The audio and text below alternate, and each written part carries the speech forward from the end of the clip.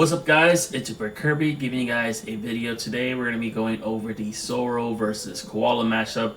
Seems to be that you guys are still struggling against this matchup, and I'm going to show you how to win against Zoro versus Koala. Alright, so this is the deck list that I took for this regional. The only thing I would say about this build, which is 12.5 slash PRB format, is that this deck list does lose to green purple Luffy.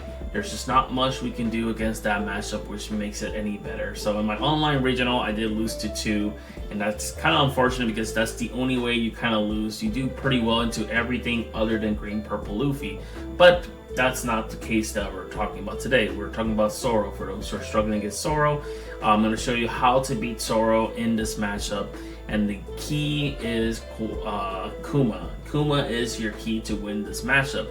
You really want to see as many Kumas as you can and try to get to your Kuma turns. It seems like people might be struggling the early game before they get to the Kuma plays. So I'm going to go over this whole matchup, and that way you guys can start winning your Zoro matchup. So that way you stop being the bozo that lose to Zoro, and that way you guys can be the ones winning and making the Zoro player the bozo. Okay, so we're not the bozos, they're the bozos. We know how to beat them, and I'm going to show you how.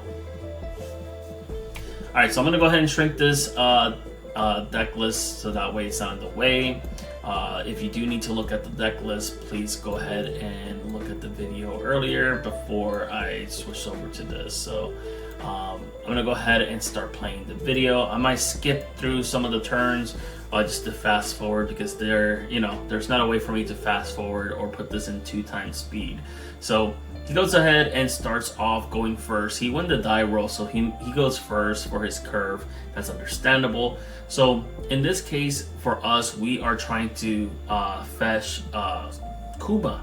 So we're trying to see Kuma from these searches, or also trying to set up our discard pile, so that way we can have targets with Dragon to put back at the bottom of the deck. So we're mainly just trying to get that discard pile filled up, and that way we can start doing Dragon play. So I grab Hack just in case if he does summon something that I need to destroy, or if he goes into Koala. So he goes 5 to lead. We don't want to take early damage as Koala just because we're 4 life leaders, so I believe I counter this. I don't allow him to just get the free poke. He's going to have to invest a little bit more if he wants to take a life from me. So he goes ahead and go into Hiyori. He grabs the 3-cost event, which is trying to tell us that, hey, I'm going to try to end this game with multiple swings. So that tells us that we need to start trying to stay at a good stabilized life. So I went ahead and go ahead and swing with Koala character to the Hiyori. I'm not going to waste a 5k swing into a 0 cost, so I'll go ahead and swing 5 into lead. He either gives me a counter or he takes the life, which in this case he doesn't. He takes the life. I don't know what's the trigger that he's thinking of. It looks like he has the 3-cost event, which I don't know why would he ever want to activate that, which I don't have any swingers after that. So in most cases, I told you guys to never summon something on 4. In this case, you do. If you are taking a body with you, an important one like this one, like the 2-cost blocker, it is okay to summon your Hack, especially if they go to Shigi rest and kill it. So you're still taking an important body with you, but he already shows me right off the bat he does not have a 5 Dawn turn, which I'm okay with that. He goes ahead and swings into Koala and swings into my life, and I'm like, okay, cool. I am not tripping about that. I am okay with that, because guess what? I got to keep my Hack on board, and now I established 2 characters next turn with 8 costs, which I should be able to start drawing, which is really good. So really great that I'm able to keep my Hack this turn to go into the next turn. So I'm at 6 Dawn. So instantly I go into 6 and summon our win condition, which is Kuma. Kuma is our win condition, so we go ahead and start healing. So what we're going to do here is we're going to discard a Nami and start healing.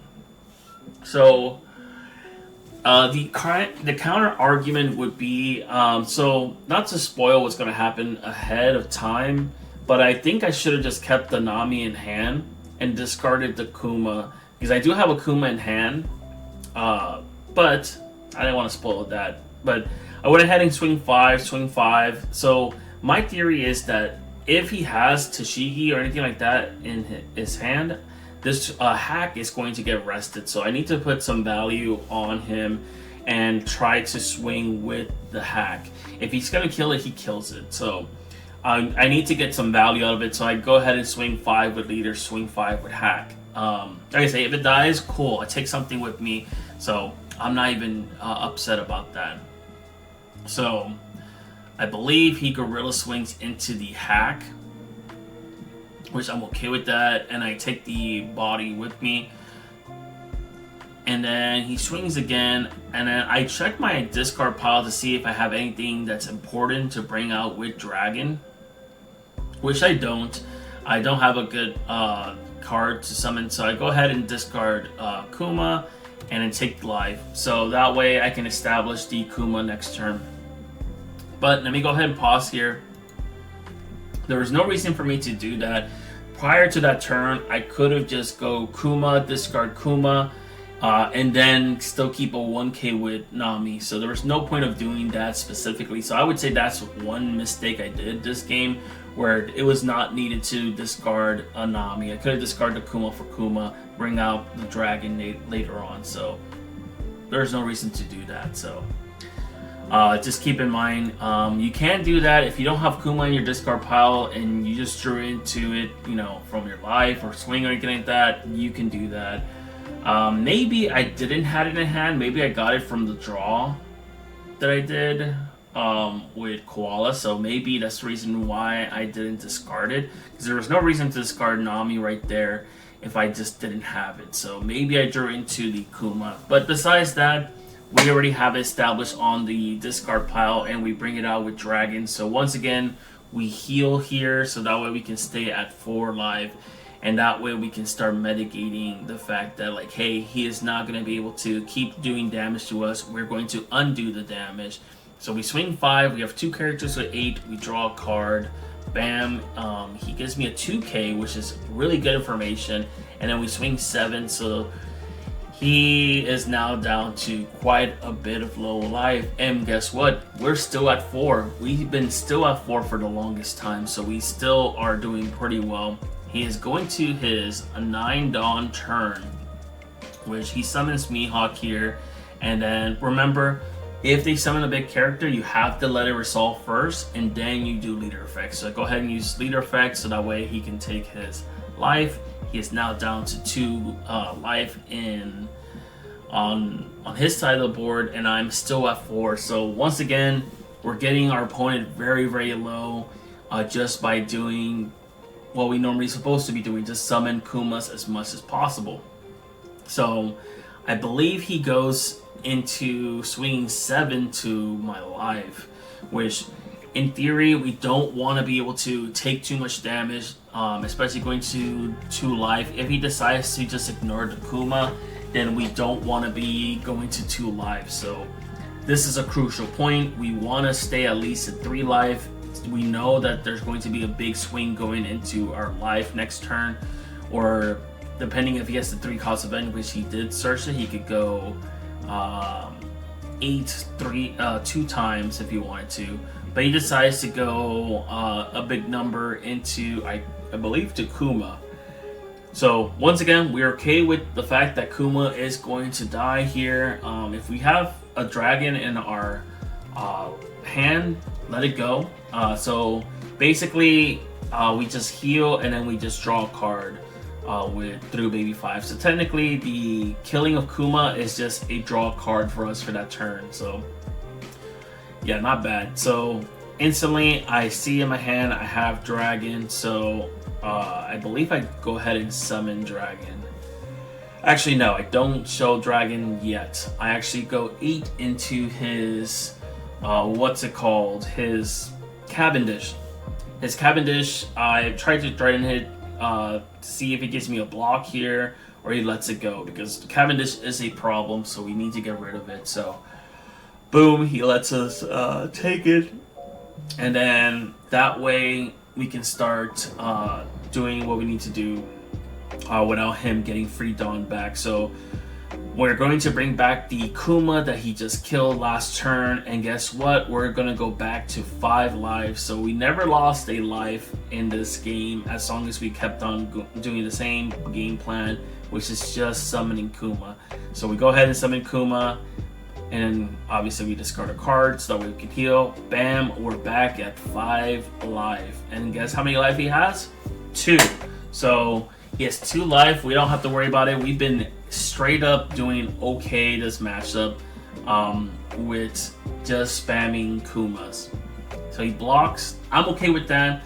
Most cases people won't attack with Kuma just because one, he's just gonna get a free block. But in this case, we're keeping 2 Dawn up. We're telling him like, hey, we have a Black Vortex. If you're going to attack into this Kuma, this is bait. So the Kuma is bait as well as Dragon. So we're gonna Black Vortex his leader so that way he doesn't get the chance of, you know, restanding. So he probably had a better chance of just going to live, seeing 2 Dawn being up, but he keeps on trying to swing big into these characters non-stop and just never doing the 3 cost events. So he never puts enough pressure by not using those. He keeps on trying to save him late game. So he goes this big number into Dragon, which I'm able to get out of it just by tapping 2 Dawn. And then Black Vortex the leader, so he can't restand. So it literally gets out of range of Dragon, and I'm able to keep Dragon on board and negate the leader. So go ahead and draw for the turn. We have a really scary board into him, so he has 2 alive. So we go ahead and use Captain's Assemble. Our main goal is to get a 6 cost Kuma, so that way we can keep on healing, and that way we don't have to worry about going down live. So we grab Koala so that way we can either get Dragon or get a Kuma. Our main thing is just trying to find Kuma. In this case, maybe even Robin. Robin wouldn't be so bad to search just because he has 5 cards in hand. So we grab Hair Removal Fist so that way our characters don't die to a big swing from what's it called? Zoro leader itself. So now we're gonna basically try to math them here.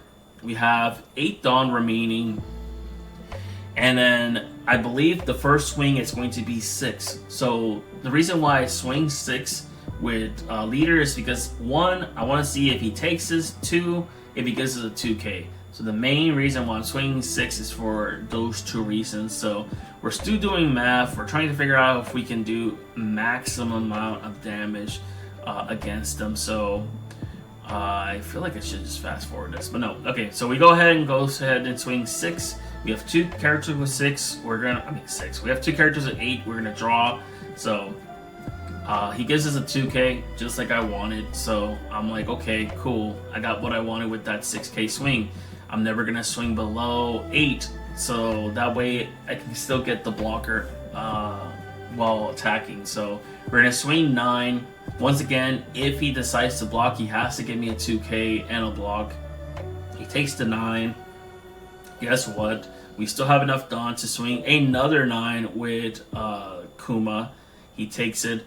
And then we have 2 remaining Dawns, so that way we can swing double 9, and he scoops. There's just no math that he can do. Our life was extremely stacked up right here.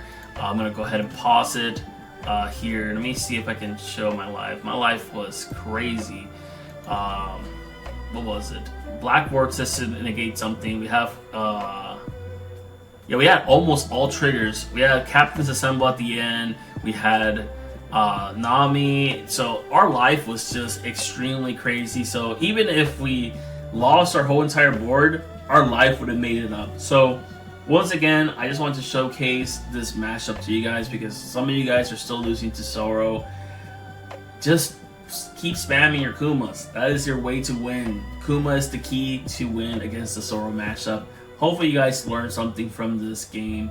I'll be uploading a game against Blackbeard. That one was quite interesting because I didn't see any of my key pieces. So that way you guys can know what to do when you don't see your key pieces and what to do. So anyways, Let me know what you guys think. If you have any questions about Koala, please comment below so that way we can talk about it, and that way we can help each other, and that way I can help you guys out to win your games at a big event or a locals. Anyways, have an awesome day or night.